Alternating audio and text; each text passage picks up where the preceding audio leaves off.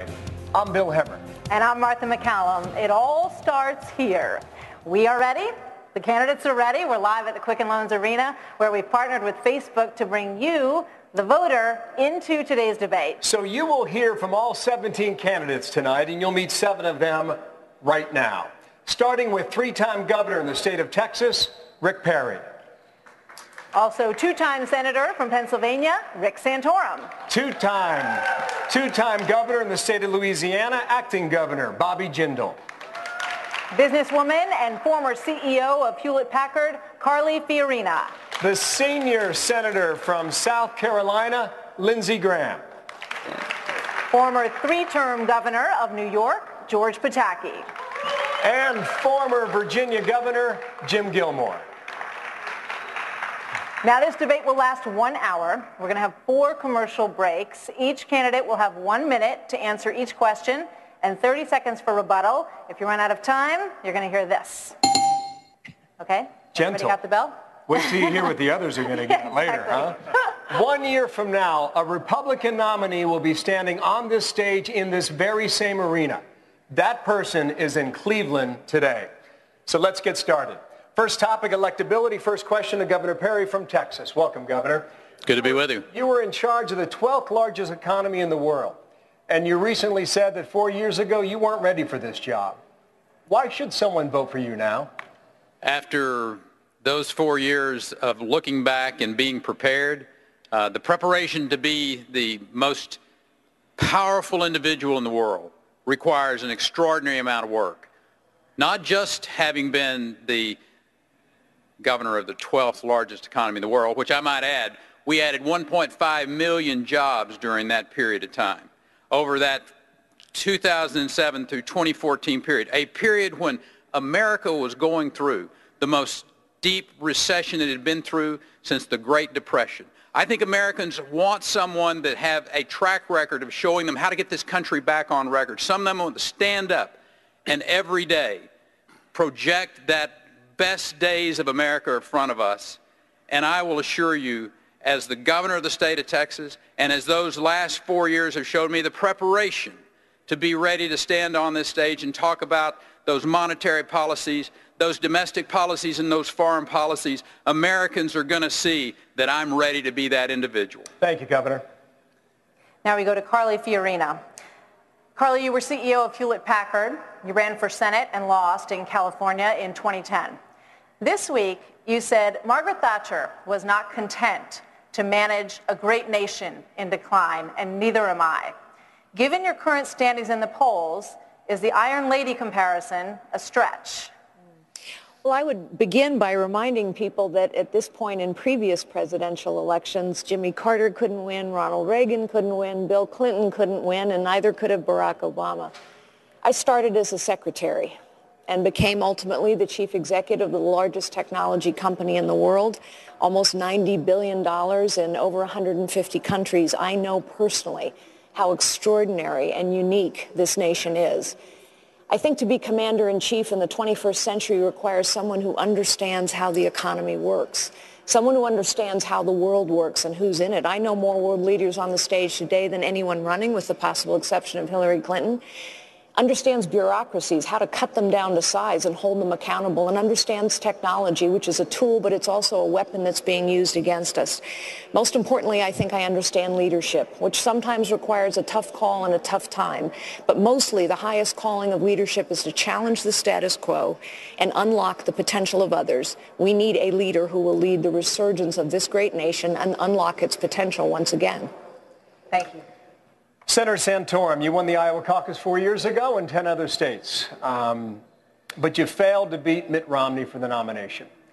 And no one here tonight is going to question your conviction or for your love for country. But has your moment passed, Senator? I would say the message that got us the win in Iowa and 10 other states against pretty overwhelming odds is the message that's going to deliver us in this election. You know, we didn't start out 4 years ago at the top of the heap. We were behind where we were today. But we stuck to our message. We stuck to the fact that Americans are tired of Washington corporate interests and Democrats who are interested in just politics and power, and they're looking for someone who's going to fight for them, looking for someone who's going to grow the manufacturing sector of our economy. So those 74% of Americans who don't have a college degree or have a chance to rise again, someone who's going to stand up and be very clear with our enemies as to the lines they're going to draw and stand with them. I've got a track record. The reason I did so well last time is not just because of the vision. It's because I have a track record in Washington, D.C. of getting things done. Iran sanctions. The Iran sanctions that brought them to the table, those are sanctions that we put in place when I was in the United States Senate, and a whole host of other things that put me in a position of saying I only have a great vision, but I can govern effectively in Washington. Thank you, Senator. Governor Jindal, you're one of two sitting governors on the stage tonight, but your approval numbers at home are in the mid-30s at this point. In a recent poll that showed you in a head-to-head against Hillary Clinton in Louisiana, she beat you by several points. So if the people of Louisiana are not satisfied, what makes you think that the people of this nation would be? Well, first of all, thank you all for having us. You know, I won 2 record elections. Last time I was elected governor, won a record margin in my state. Martha, we got a lot of politicians that will kiss babies, cut ribbons, do whatever it takes to be popular. That's not why I ran for office. I ran for office to make the generational changes in Louisiana. We've cut 26% of our budget. We have 30,000 fewer state bureaucrats than the day I took office. I don't think anybody has cut that much government anywhere at any time. As a result, 8 credit upgrades. As a result, a top 10 state for private sector job creation. And we fought for statewide school choice, where the dollars follow the child instead of the child following the dollars. We've been the most pro-life state 6 years in a row. My point is this. I won 2 landslide elections. I made big changes. I think our country is tired of the politicians who simply read the polls and fail to lead. Both Democrats and Republicans have gotten us in the mess we're in, $18 trillion of debt, a bad deal with Iran. We're not staying with Israel. I think the American people are looking for real leadership. That's what I've done in Louisiana. That's what I'll do for America. Senator Lindsey Graham, you worked with Democrats and President Obama when it came to climate change, something you know is extremely unpopular with conservative Republicans. How can they trust you based on that record? You can trust me to do the following, that when I get on the stage with Hillary Clinton, we won't be debating about the science, we'll be debating about the solutions. In her world, cap and trade will dominate, that we will destroy the economy in the name of helping in the environment. In my world, we'll focus on energy independence and a clean environment. When it comes to fossil fuels, we're going to find more here and use less. Over time, we're going to become energy independent. I am tired of sending $300 billion overseas to buy oil from people who hate our guts. The choice between a weak economy and a strong environment is a false choice. That is not the choice I offer America. A healthy environment, a strong economy, and energy independent America. That would be the purpose of my presidency, to break this stranglehold that people enjoy on fossil fuels who hate our guts. Thank you, Senator. Governor Pataki, 4 years ago this month, you called it quits in a race for the presidency in 2012, but now you're back. Mitt Romney declined to run this time because he believed that the party needed new blood. Does he have a point?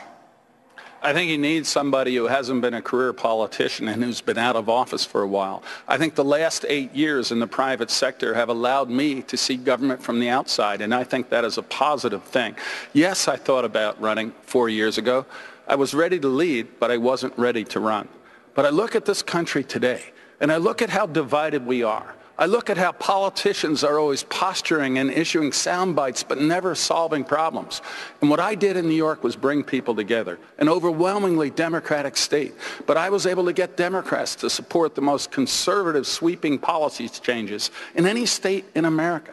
And when I look at Washington today, we need to bring us together. We need to solve problems. We need to rebuild our military so we can stand up to radical Islam. We need to get our economy growing much faster by throwing out the corrupt tax code and lowering the rates. We have to end crony capitalism in Washington, where the lobbyists and the powerful can get tax breaks and tax credits, and the American people don't get laws in their interest. I can do that. And I can do it regardless of what the makeup of Congress is, because I did it in New York State. So we need new leadership. Yes, I will be that new leader. Thank you, Governor. From one side of the stage, the other, Governor Jim Gilmore. You were the last person on stage to declare your candidacy. You ran for the White House once and lost. You ran for the Senate one time and lost. You haven't held public office in 13 years. Similar question. Is it time for new blood? I think the times are different now. I think the times are much more serious. Because of the Obama-Clinton policies, the United States is moving further and further into a decline. I want to reverse that decline. That's why I've entered this race. And I think I have the experience to do it. Former elected prosecutor, attorney general, governor. I was elected to all of those offices. A person who, in fact, has a long experience in foreign policy issues, which is different from many of the other governors who are in prospective governors who are running. I was an Army intelligence agent and a veteran during the Cold War assigned to West Germany. I was the chairman of the National Commission on Homeland Security and Terrorism for the United States for 5 years. I was a person who has dealt extensively with these Homeland Security issues. I was the governor during the 9/11 attack. I understand both of these issues, how to build the economy, and doing that as a governor who built jobs and cut taxes, and also a governor who understands foreign policy issues, and that's why I entered this race. Thank you, Governor. All right, everybody, now to the elephant that is not in the room tonight, Donald Trump. Let's take a look at this graphic that shows the huge amount of political chatter that he is driving on Facebook right now. Some of it good, probably, some of it bad. But he is dominating this conversation. Governor Perry, you two have been going at it. But given the large disparity in your poll numbers, he seems to be getting the better of you. Well, when you look at the celebrity of Donald Trump, then I think that says a lot about it. One thing I like to remind people is back in 2007, Rudy Giuliani was leading the polls for almost a year. I'll suggest a part of that was his celebrity. Fred Thompson was the other one, a man who had spent a lot of time on that screen. I've had my issues with Donald Trump. I talked about Donald Trump from the standpoint of being an individual who was using his celebrity rather than his conservatism. How can you run for the Republican nomination and be for single-payer health care? I mean, I ask that with all due respect. And nobody on either one of these stages has done more than I've done and the people of the state of Texas to deal with securing that border. We sent our Texas Ranger recon teams. We sent our Parks and Wildlife wardens. I deployed the National Guard. After I stood on the ramp in Dallas, Texas, and looked the President of the United States in the eye and said, Mr. President, if you won't secure the border, Texas will. And that's exactly what we did. We need a president that doesn't just talk a game, but a president that's got real results. All right, I want to ask that same question because it's true really of all of you on this stage that, like it or not, Donald Trump there's a huge disparity between the poll numbers that you have and the poll numbers that he has. Given also the fact that Rudy Giuliani said he thought that there may be some Reagan qualities to Donald Trump. So Carly Fiorina, is he getting the better of you? Well, I don't know. I didn't get a phone call from Bill Clinton before I jumped in the race. Did any of you get a phone call from Bill Clinton? I didn't. Maybe it's because I hadn't given money to the foundation or donated to his wife's Senate campaign. Here's the thing that I would ask Donald Trump in all seriousness. He is the party's front runner right now, and good for him. I think he's tapped into an anger that people feel. They're sick of politics as usual. You know, whatever your issue, your cause, the festering problem you hoped would be resolved, the political class has failed you. That's just a fact, and that's what Donald Trump taps into. I would also just say this, since he has changed his mind on amnesty, on health care, and on abortion, I would just ask what are the principles by which he will govern? Thank you. This Saturday, August 8th, 2 days from now, marks 1 year since the strikes began against ISIS in Iraq and followed in Syria 1 month later. This week, a leading general in the U.S. Marine Corps says 1 year later, that fight is at a stalemate. Governor Jindal, give me one example how your fight against ISIS would be different over there. Well, to start with, unlike President Obama, I'll actually name the enemy that we confront. We've got a president who cannot bring himself to say the words radical Islamic terrorism. Now, Bill, he loves to criticize America, apologize for us, criticize medieval Christians. How can we beat an enemy if our commander-in-chief doesn't have the moral honesty and clarity to say that Islam has a problem and that problem is radical Islam, to say they've got to condemn not just generic acts of violence, but the individual murderers who are committing these acts of violence. We've got a president instead who says we're going to change hearts and minds. Well, you know what? Sometimes you win a war by killing murderous, evil terrorists. We're going to take the political handcuffs off the military. We will arm and train the Kurds. We will work with our Sunni allies. They know we will be committed to victory. We had this failed red line with Assad, and it discouraged folks that want to help us on the ground. Finally, we'll take off the political handcuffs. We'll go to the Congress. This president has gone to Congress and said, give me a 3-year deadline. Give me a ban on ground troops. I'm going to go to the commanders and say, give me a plan to win. You can't send your troops into harm's way unless you give them every opportunity to be successful. Yeah, and the senator to your right has called for 20,000 American troops in Syria and Iraq so far today, Senator Graham, and I'll give this question to you. Why should the American people, after 2 wars in Iraq, sacrifice yet again on a 3rd war? If we don't stop them over there, they are coming here just as sure as I stand here in front of you. One thing I want to be clear about tonight. If you're running for President of the United States and you don't understand that we need more American ground forces in Iraq and that America has to be part of a regional ground force that will go into Syria and destroy ISIL in Syria, then you're not ready to be commander-in-chief, and you're not serious about destroying ISIL. According to the generals that I know and trust, this air campaign will not destroy ISIL. We need a ground force in Iraq and Syria, and America has to be part of that ground force. According to the FBI and the Director of National Intelligence, Syria is becoming a perfect platform to strike our nation. I've got a very simple strategy as your president against ISIL. Whatever it takes, as long as it takes, to defeat them. Senator, thank you. All right, let's get to our first commercial break. There is plenty more to discuss tonight. Coming up, immigration, more on ISIS and Homeland Security as well as we continue live tonight from Cleveland, Ohio. It is debate night, and welcome back to Cleveland, Ohio. Let's get back to the questions right now with Martha. All right, let's talk about ISIS and the threat to the homeland that we have seen growing in recent months. This goes to Governor Pataki. 69 ISIS-inspired terrorists have been arrested in this country in homeland plots, and the FBI assures us that there are likely many more to come. The president is reluctant to label these terrorists Islamic extremists, but you've said that you have no problem with that label. But then comes the hard part. So here's the question. How far are you willing to go to root out this problem here at home? Would you put mosques, for example, potentially under surveillance? And keep in mind that conservatives are increasingly concerned in this country with religious liberty. Martha, religious liberty doesn't include encouraging a fellow American to engage in violent jihad and kill an American here.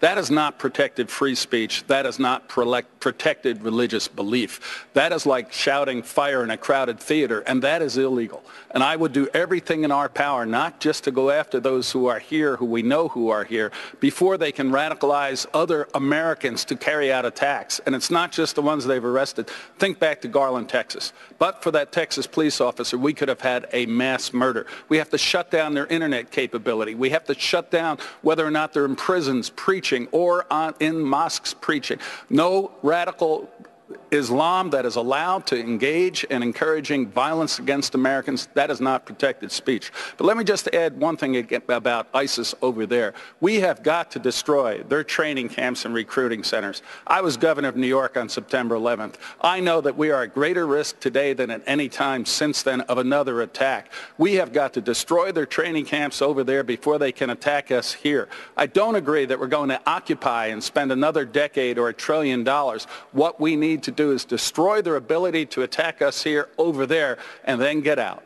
You know, I have 2 sons, both served. One is a Marine officer in Iraq, one is an Army officer in Afghanistan.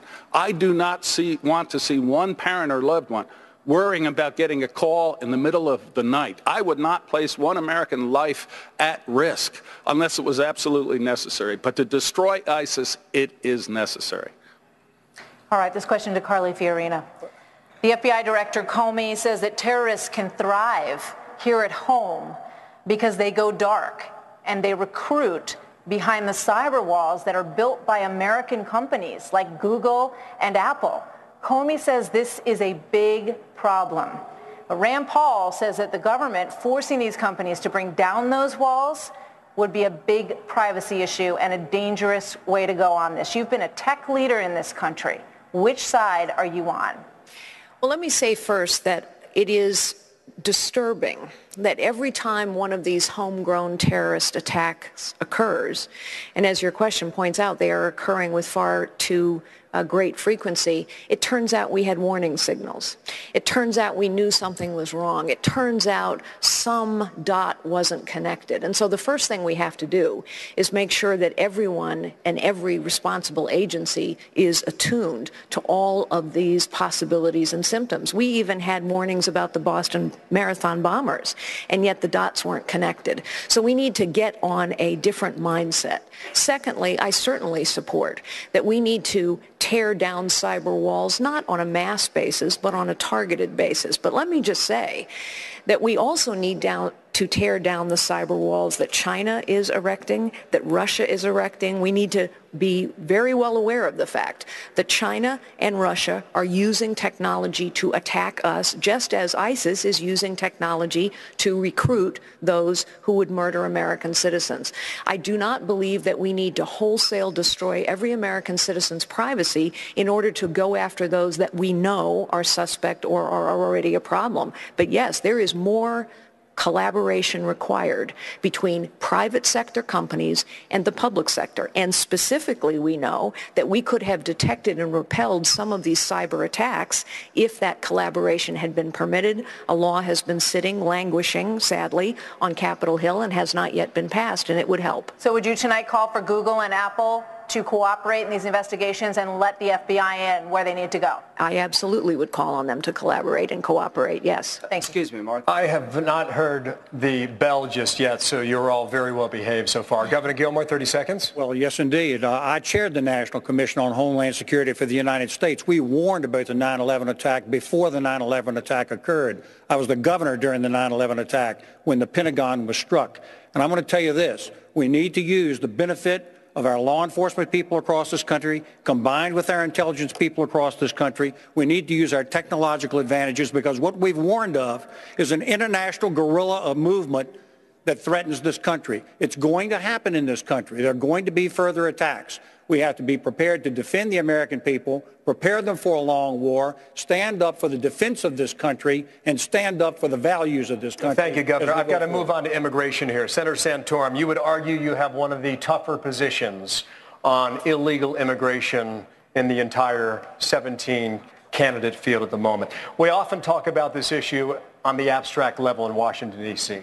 But you know how it's being talked about in states like Iowa and New Hampshire among illegals in our country today, 11 million plus. And some are asking, what would you say to a child born and raised in America who could see their family broken apart by your policy? My father was born in Italy, and shortly after he was born, my grandfather immigrated to this country. Under the laws of this country, he wasn't allowed to be with his father for 7 years. Spent the first 7 years of his life in fascist Italy under Benito Mussolini. Not a very pleasant place to be. I asked my dad after, obviously, I found out about this, and I said, didn't you resent America for not letting you be with your father in those formative and very threatening years? You know what he said to me? America was worth the wait. We're a country of laws, Bill. We're a country of laws, not of men, not of people who do whatever they want to do. I know we have a president who wants to do whatever he wants to do and take his pen and his phone and just tell everybody what he thinks is best. But the reason America is a great country, the reason is because our compassion is in our laws. And when we live by those laws and we treat everybody equally under the law, that's when people feel good about being Americans. And I put forth an immigration policy that is as strong in favor of the folks who are struggling in America the most than anybody else. It's the strongest pro-worker immigration plan. It says that after 35 million people have come here over the last 20 years, almost all of whom are unskilled workers, flattening wages, creating horrible opportunity, a lack of opportunities for unskilled workers. We're going to do something about reducing the level of immigration by 25%. We're going to be tough at the border. We're going to be tough on all of the illegal immigrants that everybody else in this field. We're going to be different. We're going to be actually out there trying to create a better life for hardworking Americans. Governor Perry, try and answer this question again. What do you say to the family of illegals? Are you going to break them apart? Bill, here's the interesting position on this. Americans are tired of hearing this debate want to go to what are you going to do about illegal immigration. For 30 years, this country has been baited with that. All the way back to when Ronald Reagan signed a piece of legislation that basically allowed for amnesty for over 4 million people, and the border's still not secure. The American people are never going to trust Washington, D.C., and for good reason. We hear all this discussion about, well, I would do this or I would do that, when the fact is the border is still porous. Until we have a president of the United States that gets up every day and goes to the Oval Office with the intent purpose of securing that border. And there's not anybody on either one of these stages that has the experience of dealing with this as I have for over 14 years with that 1,200-mile border. We have to put the personnel on that border in the right places. You have to put the strategic fencing in place. And you have to have aviation assets that fly all the way from Tijuana to El Paso to Brownsville, Texas, 1,933 miles, looking down 24/7 with the technology to be able to identify what individuals are doing and ID when they are in obviously illegal activities or suspicious activities, and quick response teams that come at that particular point in time. Then Americans will believe that Washington is up to a conversation to deal with the millions of people that are here illegally, but not until, if you elect me President of the United States, I will secure that southern border. Governor, thank you. On that note, next, the candidates take on the future of the U.S. economy when we come back after this quick break.